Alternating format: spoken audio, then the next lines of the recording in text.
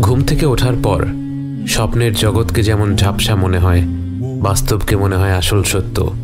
মৃত্যুর পর আপনার মনে হচ্ছে পুরো জীবনটাই যেন ছিল একটা স্বপ্ন, যা আপনি ঘুমন্ত অবস্থায় কাটিয়েছিলেন। ফেরেশতাদের সাথে অলৌকিক সব অভিজ্ঞতাগুলোর পর এখন আপনি ফিরে এসেছেন আপনার কবরে। আপনাকে মাটি দেয়া হয়ে গেছে। আপনি শুনতে পাচ্ছেন আপনার কাছের মানুষেরা দোয়া করছে, জিকির করছে, আপনাকে ছেড়ে যেতে চাচ্ছে না। কিন্তু আপনিও জানেন, তারাও জানে, তাদেরকে যেতেই হবে। প্রত্যেক মানুষকে তার ব্যক্তিগত পথ পাড়ি দিতেই হবে। কবরস্থান থেকে প্রস্থান করা শেষ মানুষটির পদধ্বনি আপনার কানে পৌঁছয়। এরপর সব নিশ্চুপ। একটি মুহূর্ত পার হলো না সারা দিন পার হয়ে গেল বোঝা গেল না, কারণ এই জগতে সময়ের হিসাব মেলানো কষ্ট।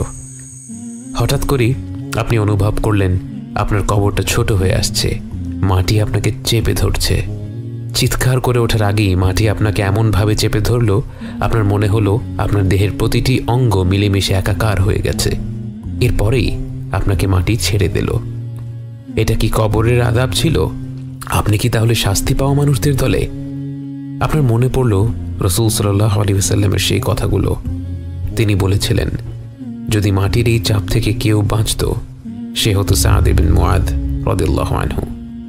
যে সাদ ইবনে মুআদের মৃত্যুতে আল্লাহর আরশ কেঁপে উঠেছিল, যে সাদ ইবনে মুআদের জানাজায় শরীক হতে ৭০,০০০ ফেরেশতা পৃথিবীতে নেমে এসেছিল, সেই সাদ ইবনে মুআদকেও মাটি চেপে ধরেছিল। কারণ এটাই আল্লাহর হুকুম, আমরা মাটি থেকে এসেছি, আবার মাটিতেই মিশে যাব।